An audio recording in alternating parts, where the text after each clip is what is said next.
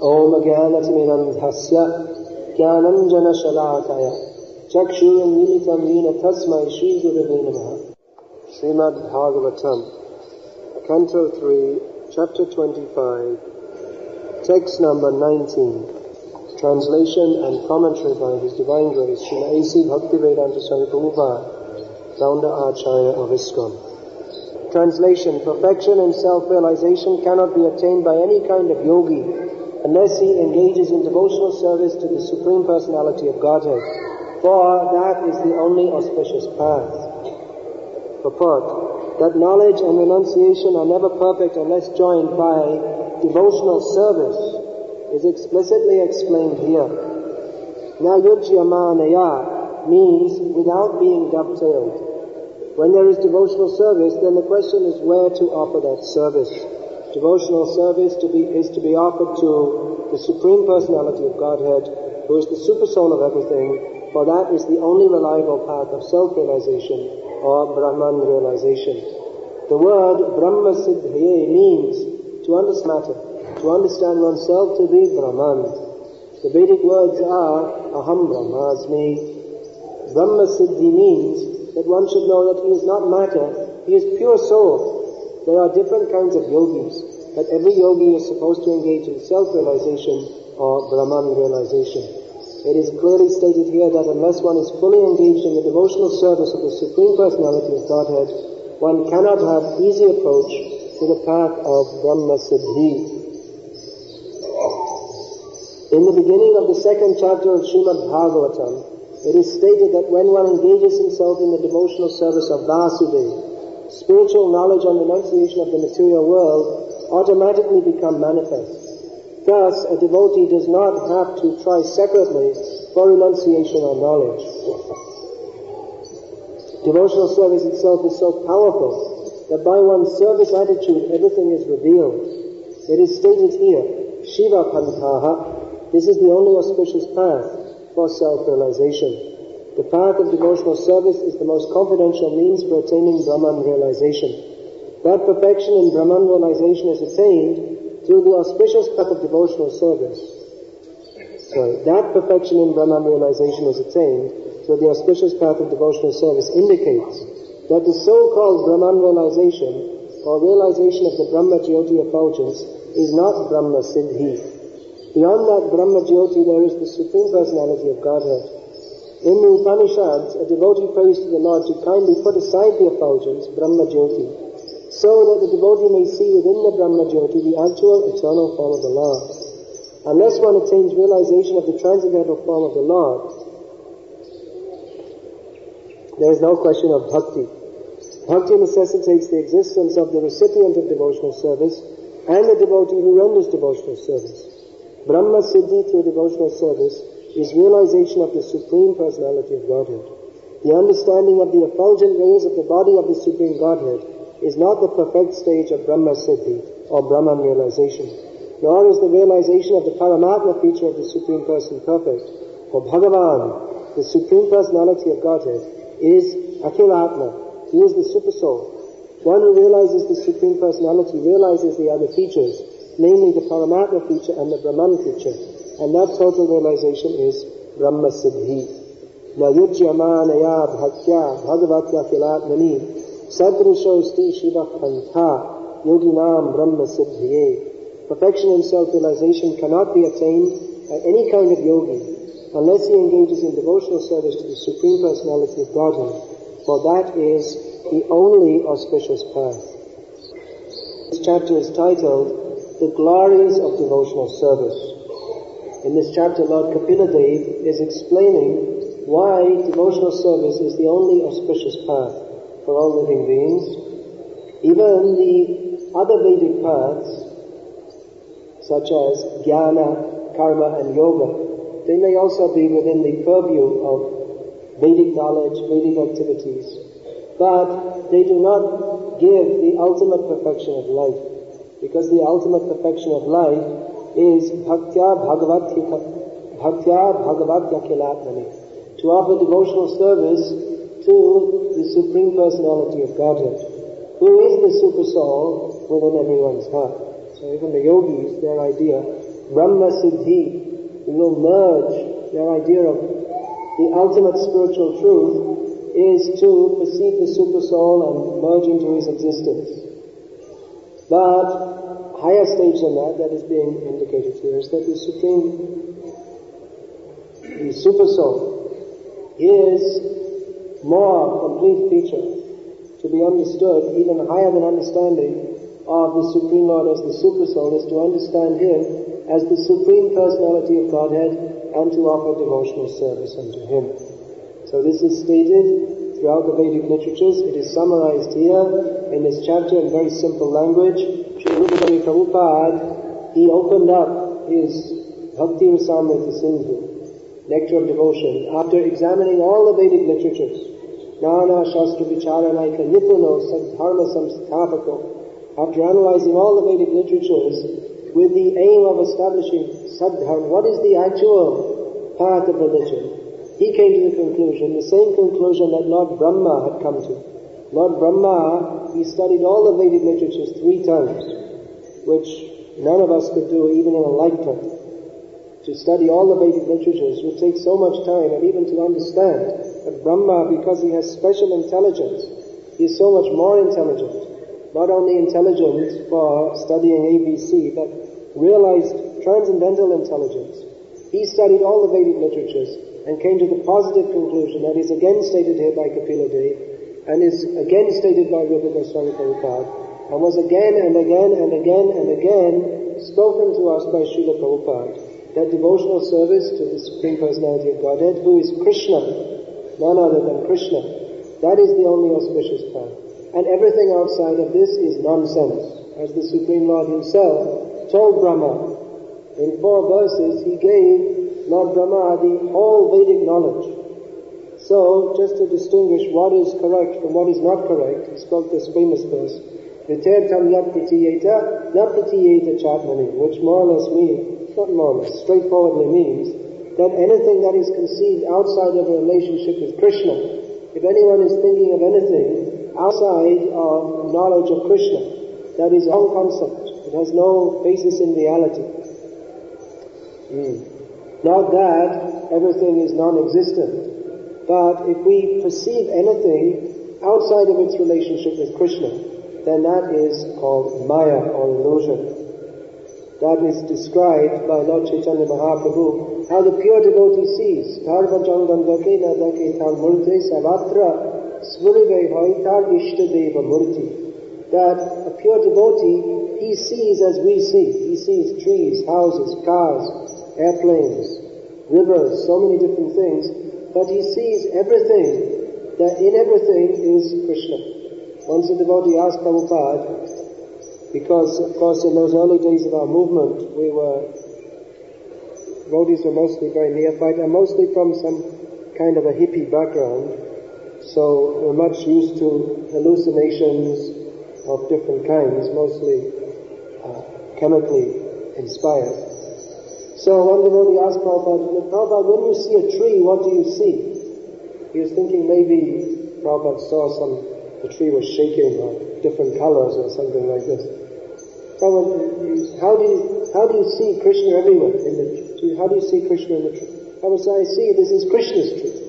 That is the vision of a pure devotee, not necessarily that he sees that the tree is Krishna, or that he sees Krishna dancing everywhere. He may do also.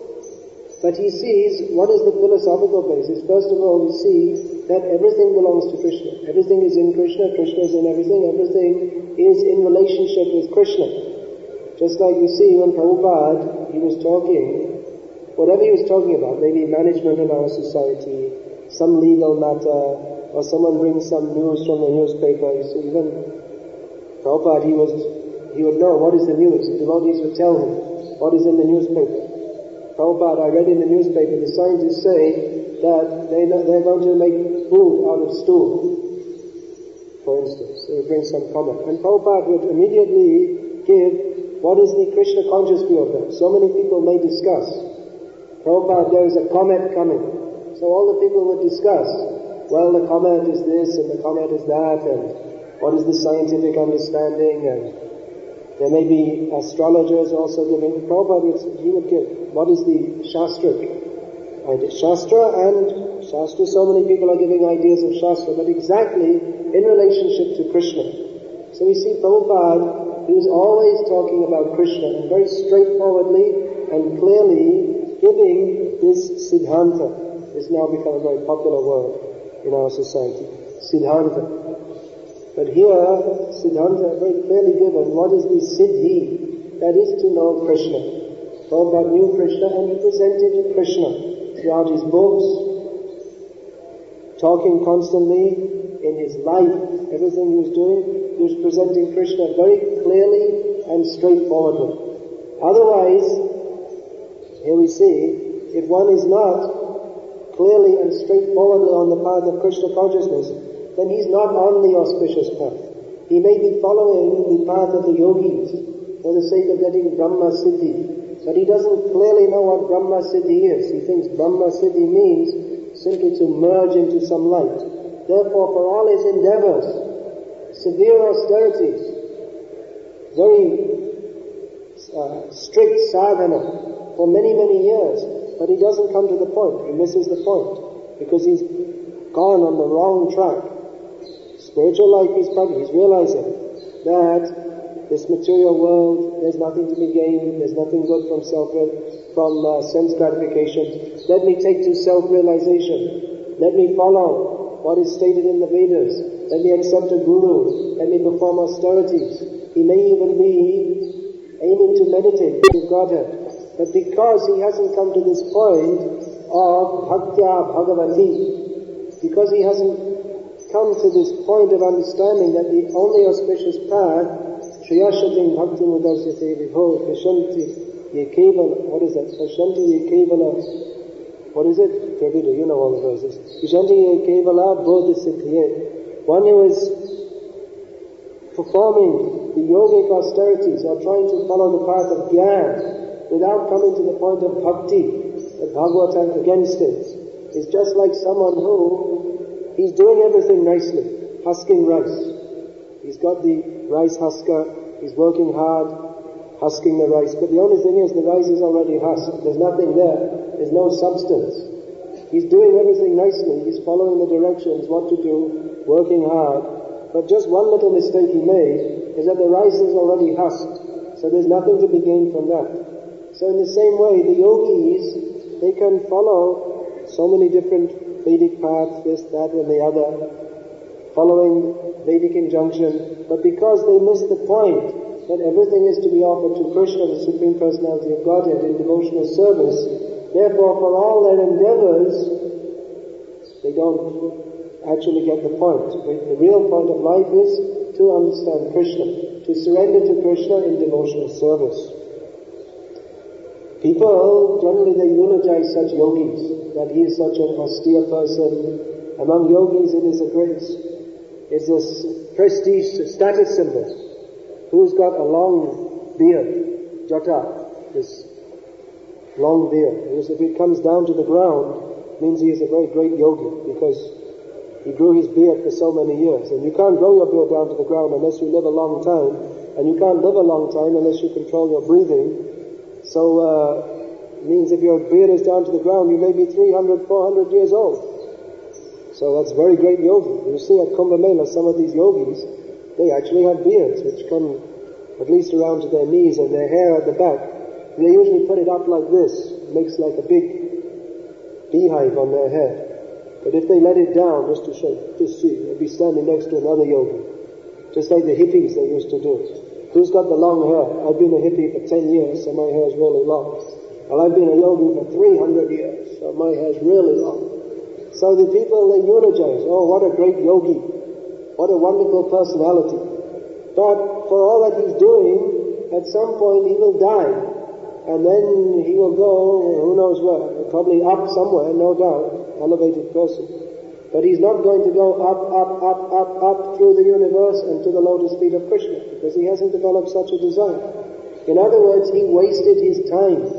He spent such a long time growing his beard.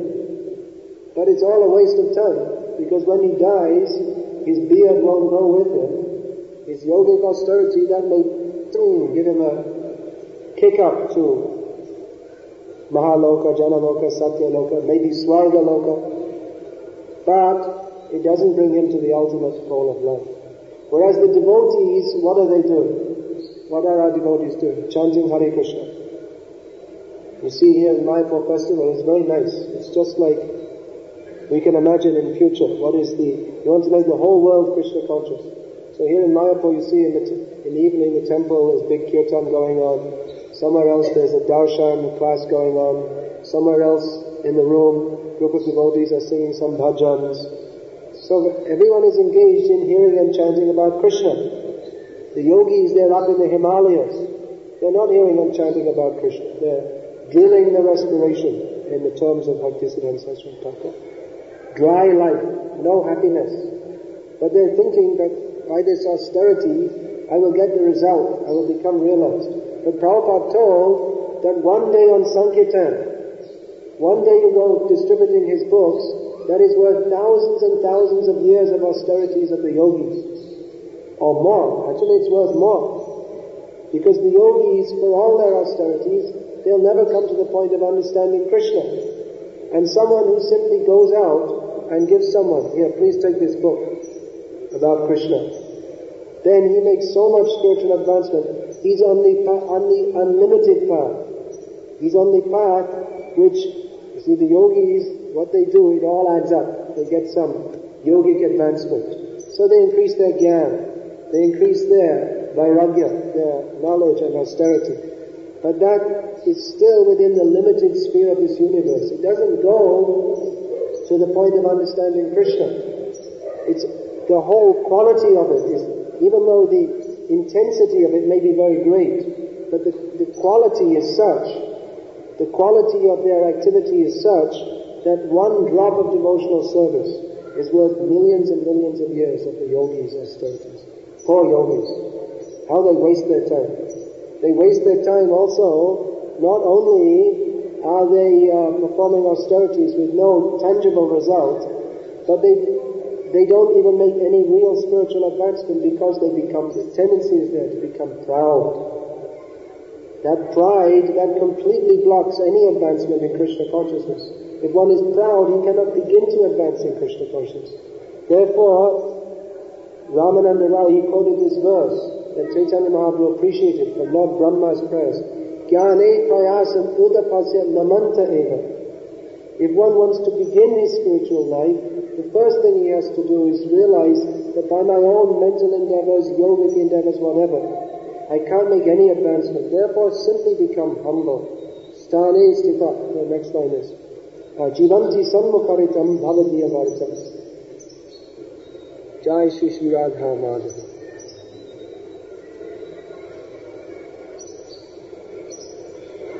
Jai Ashta Shakti, Jai Chaitanya Mahaprabhu. So all the endeavors of the yogis that they are making, they can't make any tangible progress, simply because they become very proud. They think, now I know everything. But Chaitanya Mahaprabhu, he rejected all these processes offered by Ramananda Rai, karma, jnana and yoga. And when he came to this point, when Ramananda Rai came to this point, that giving up all the endeavors that I will become by my own attempt, very learned, very austere, very advanced, if we simply take this process, very humbly hearing from authorities, then Krishna, who is not conquerable, he is ajit, he cannot be conquered by your yogic endeavor, by any endeavor, not that by, I will read so many books and I will understand Krishna. I will fast, severe fasting, then I will understand God. God, he cannot be touched. We don't have such power to approach him. But he can be conquered by the love of one who humbly submits to his devotees. This is the process. That you can't get Krishna by force. But one who becomes very humble, then he attracts Krishna. That also, Rupa Goswami in the beginning of Nectar Devotion, he's giving the glories of devotional service. One of the glories of devotional service is that Krishna himself becomes conquered by bhakti. This Prabhupada sometimes used to say that the Mayavadis, they want to become one with God. We have a higher ambition. We will become greater than God. Because Mother Yashoda, she's tying up God. The yogis, they can't even approach the tip of the toe of his lotus feet. Kantastu koti shatavatsara sambhagamyo Vayor atapi namaso muni pungavanam Sopyasti yatra patisinya vinchinta tattve govindamadi purusham tamaham bhajam. Krishna is avichinta tattva. Avichinta tattva. That means even by very great mental somersaults, even if one is a highly learned person, an Einstein, or a big pundit, you see these pundits, they get big names. There's, what is that? Mahavidya Kavya, something like this. I don't know. Big names. So for all their big names, they can't understand Krishna. Even Lord Brahma, he thought, what is this Krishna? He's just a little boy. He cannot be God. Because he's running around playing with other little boys and chasing the cows. So how can he be God? Then afterwards, Lord Brahma, he understood. Oh yes, he is God. He showed Brahma thought he would play a little trick with Krishna. And Krishna, without even talking to him, he didn't try to negotiate a peace settlement or could you bring my boys back? He just showed, you're doing magic? I can do magic much better than you. So in this way, Lord Brahma again understood the point which he had stated in his Brahma Samhita, that Krishna is avichinta tattva. Even if you have very good powers, very big brain to understand so many things, even if you can quote so many shlokas and interpret in so many ways, and you see, now our devotees are getting some insight into Vedic wrangling. This tradition in India was there, Vedic wrangling. Someone will take a point from Shastra and he will interpret. You see this prefix pra. So from this, and then he'll interpret it in such a way that the actual meaning becomes completely distorted. And he says, well, this means this, and because it's in this grammatical case, therefore we can deduce this. This is called mental speculation, by which someone twists some meaning out. Just like that rascal, we're not supposed to mention names. He said that Krishna means black, and black means unknown, therefore Krishna cannot be known, so he won't even bother to try. Don't bother trying to understand Krishna. This is big Swami, famous Swami. So this is his way of interpreting, getting some meaning out, but this is not the meaning given by the Acharyas. The Acharyas, they're presenting everything very clearly. This is the process to understand God. Krishna is God, he is avichinta tattva. He cannot be understood by the yogis. He cannot be understood by the mental speculators, but he can be understood by the process of jnane prayasa putapasya namanta eva jivanti sanmakaritam bhavadiya bharatam. He can be understood by the process of humbly hearing from self-realized souls. What does humbly hearing mean? Humbly hearing means that one accepts that I don't know, I'm a fool, I'm not such a big brain. My spiritual master, he is self-realized, he can teach what is correct. Why? Because he has heard from his spiritual master who is correct. This is the process, handed down without any change. We've heard it so many times. Then we may say, well, there are apparent differences between the acharyas. That may be. There may be, even want to speak between the acharyas, even in the Shastra itself, there are apparent differences in what is, something is discussed. Then again, just like that in Gita, sometimes it seems that Krishna is saying that, what is that? He says, Prakriti kriyamanani gulai ahankara vinudhana tatala. Someone thinks, I'm the doer, you're not the doer. Then again, later on Krishna says, but I'm also not the doer. So you may ask them, who or what is the doer? There appears to be a contradiction. So those who are acharyas, they explain, that is one of the functions of the great self-realized acharyas. What is apparently a contradiction, they resolve that. Just like in the Gita also, you'll find yogi. The word is, so Prabhupada so many times, he translates that as devotee. And some people, they may protest. That why is Bhaktivedanta Swami saying yogi means devotee? He says yogi, and yogi means that guy with the long beard down to his toes. Doesn't mean that you guys jumping up and down, banging on a drum. How is that? But then you see, Prabhupada is self-realized soul, so he knows what is the purpose of Shastra, and he is given yogi, that Krishna explains, means devotee. The best yogi is devotee. So therefore yogi, ultimately that is to be understood. Who is an actual yogi? One who, in here the word is given, yujyamanaya, one who dovetails everything in devotional service. So you may say, well, that's not very good scholarship, and how about he didn't, after all, he made everything very simple. We should study more Sanskrit and try to understand in a more scholarly way. So if you do that, you can study, and you can study so many different big scholars, and you can come up with many different interpretations. Because that is the whole Vedic culture is full of these different philosophers with many different interpretations. And you can find, so many wonderful interpretations of everything, and you can say, well, Prabhupada said this, but actually it wasn't really correct, and that's all right for less intelligent people. But those who are really big scholars, those who are very deep scholars, those who studied very deeply, they will find how wonderfully Prabhupada has put all the essence, he's captured it and put it exactly. Other people, those who, that Prabhupada used to say, that referring to the scientists, those who are just like little fish, they're jumping, put, in the water. But those who are big fish, they remain deep inside.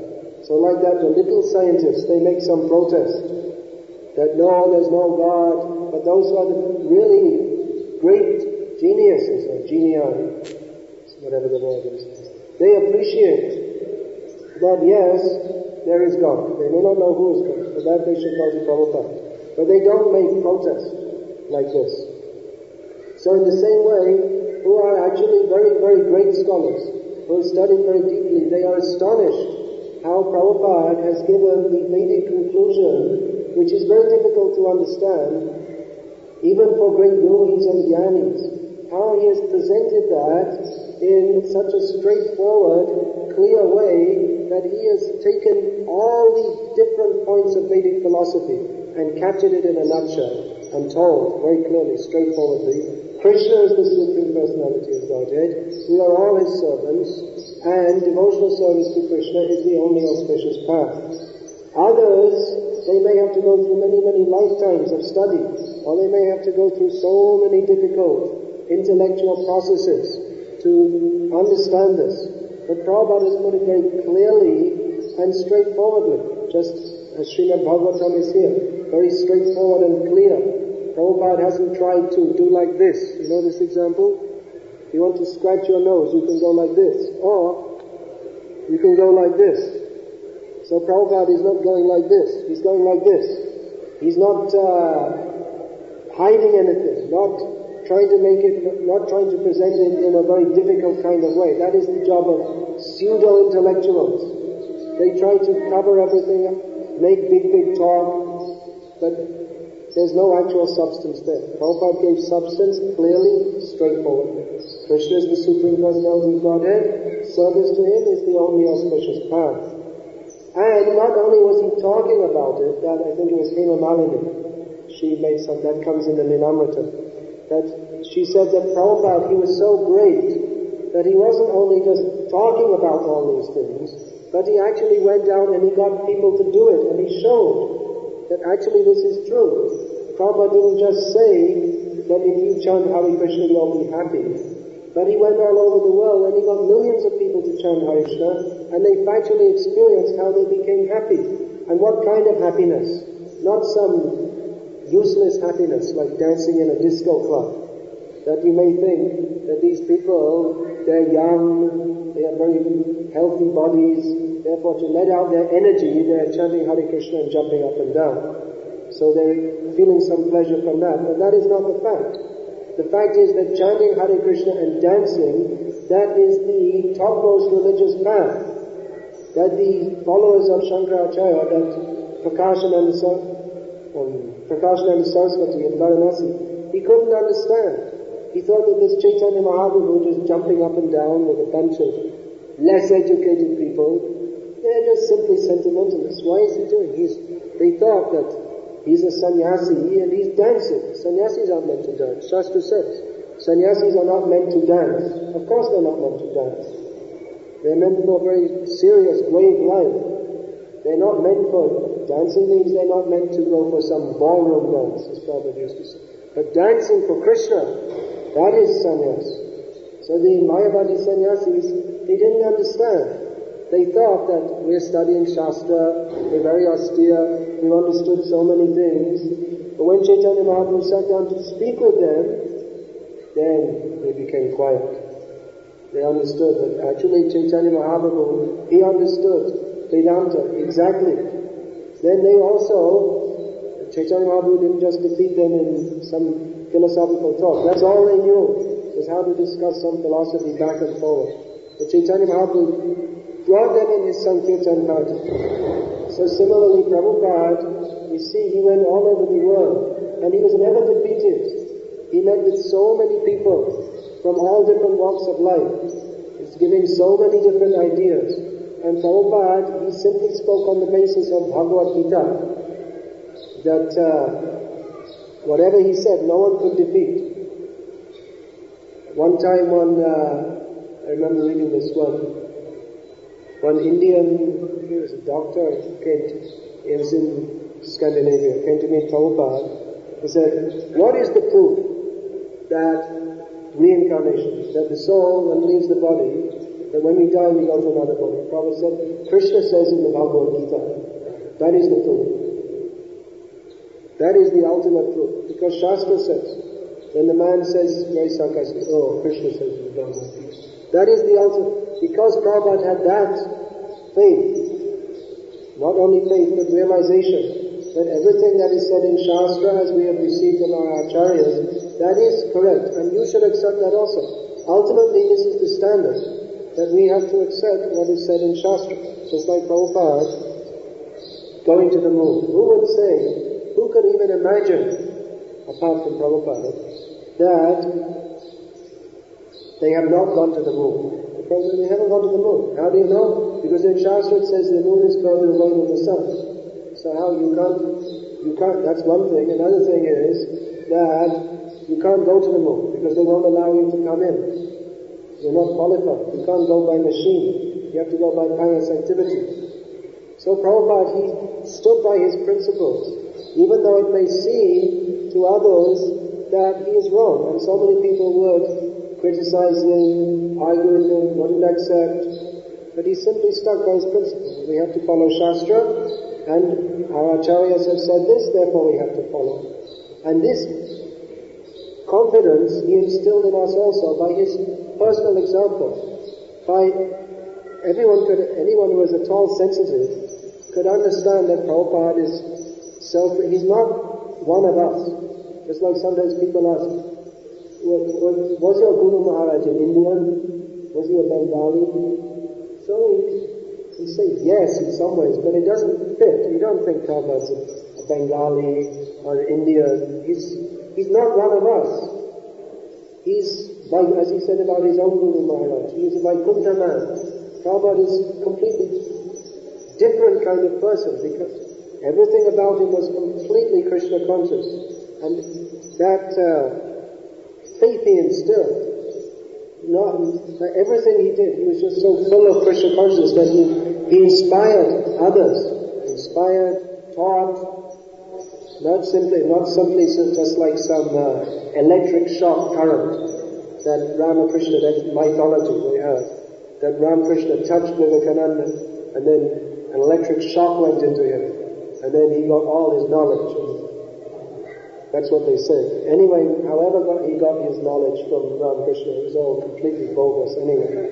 So, whichever way he was spoiled by Ramakrishna. But this is not the method. The The method is hearing from the spiritual master, but hearing from Srila Prabhupada means he was so much convinced and able to convince. Because he's seeing Krishna directly, face to face at every moment. So that confidence Prabhupada instilled, that if we simply follow Prabhupada, very simply, we don't have to do anything very difficult. Even in about 1969, I think it was, Prabhupada, this comes in Amrita, that he was leaving London and he had trained Yamuna Devi Dasi in deity worship. So that was 1969. So Prabhupada said, if you just read my books, whatever is there, whatever I've taught you up to now, if you simply follow that, you'll go back home, back to Godhead. So it wasn't that Prabhupada left, he was teaching, but he left something left over. This common left. Prabhupada left something left over. Hidden teachings, secret teachings. No, in the very beginning he taught the complete truth. In the very beginning, if you listen to Prabhupada's lectures 1966, you will have all knowledge of the absolute truth. What did Prabhupada teach? We're not these bodies, we're eternal spirit soul. We are the servants of Krishna, who is the Supreme Personality of Godhead. Why is he the Supreme Personality of Godhead? Because he has 6 opulences in full. There's no comparison. Therefore, our duty is to serve Krishna, because we are suffering in this material world, forgetting Krishna. Therefore, we should serve Krishna, become purified, and go back to Godhead. How to serve Krishna? Principally by chanting the holy names of Krishna, associating with devotees. In those 1966 lectures, you listen to them, you get all direction how to go back home, back to Godhead, all spiritual knowledge. Even Prabhupada writes in the Bhagavad-gita as it is. He says, this book alone is enough for self-realization, for God-realization. This book alone is enough. Now, if you study, if someone has such a brain, and mostly in this day and age, people don't have such a brain. Therefore, Chaitanya Mahaprabhu, his guru, warned him that you are not fit to study Vedanta Sutra. But even if someone has such a brain to study Vedanta Sutra, then you study inside out, upside down, because that's what Vedanta Sutra means. Everyone, all the different commentators, they go in, here, this point, that point, very hair-splitting, very complex. So if you go through all that, and if you have such a brain to understand all these things, that's the problem. Most of the people don't have such a brain, and they think they understand, and they don't understand, and then they talk all nonsense. That is mostly the problem. But even if you do have such a brain to understand, and you go through everything, then you'll come to the conclusion that Sarvadhaman Praditya, see what Prabhupada said. Krishna is the Supreme Personality of Godhead. We should surrender to him and chant Hare Krishna. So, nowadays we have so many different books. Many books are being published. Still, if we come back and read Bhagavad-gita as it is, and Srimad Bhagavatam, then everything becomes very clear. Otherwise, reading so many different things, our brain may become befuddled. That's what happened to Tapan Mishra. He was a bookworm. Before he met Chaitanya Mahaprabhu, he was a bookworm. He used to read many books. And one book says this, and another book says that, and something else says this. Another thing says, yes, that's all right, but you should understand it a little bit differently. Yes, everything you say is good, but I just have a little bit different understanding. So all these little bit different understandings, they make us confused. Oh, really?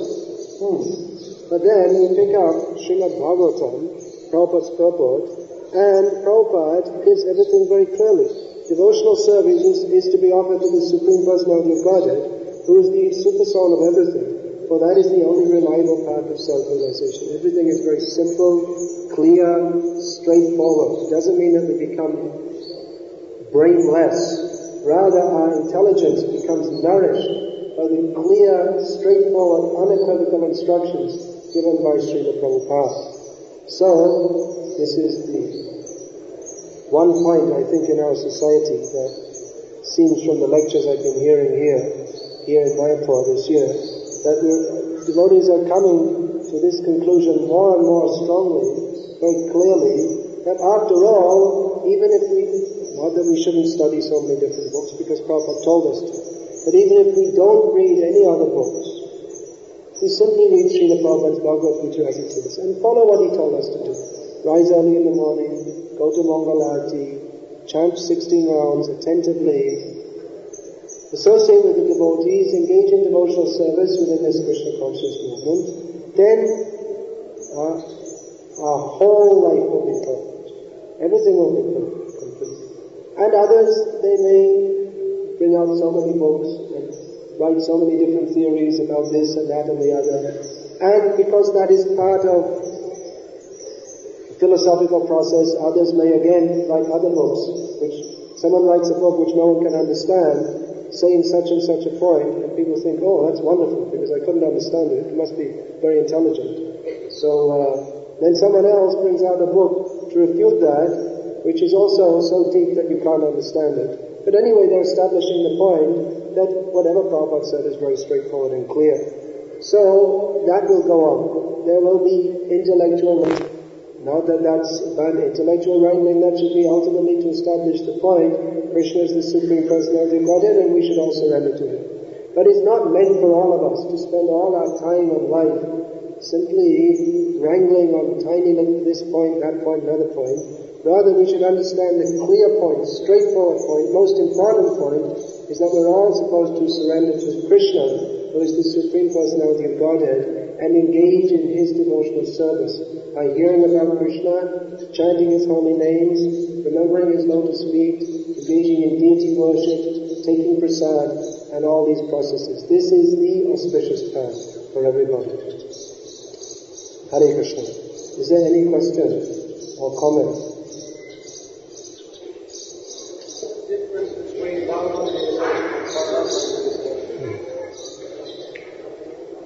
Is the difference between Bhagavan realization and Paramatma realization. Paramatma realization also means to realize the form of God, but there is not knowledge of His six opulences, and there is not the motive of service to Him. The yogis, they usually make the mistake, Prabhupada explains, of thinking, they see the form of God and then they think, Soham, I'm He.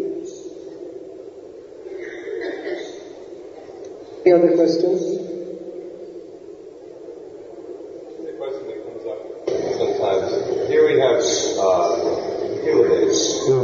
He is speaking about the glories of devotional service. But then he's going to go on, he's going to talk about pranayama, he's going to talk about meditation, and it seems to be ultimately going to come back to the same point. But it seems like a detour. Why does he go through all of that explanation?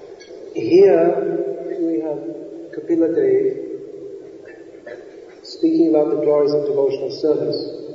Then he'll go on to the yoga process of pranayama, so many different things, and then again he'll come back to devotional service.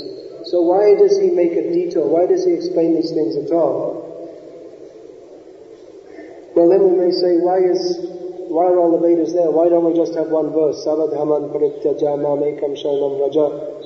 That's all you have to... But just because we have so many doubts, or we may be attracted to so many different things, therefore everything is explained and then brought into the context that after all, this is the only auspicious path. And then why is it the only auspicious path? That you may explain this way, that way, another way. And then again you come to the point, after all, this is the only auspicious path. Sorry, Shiva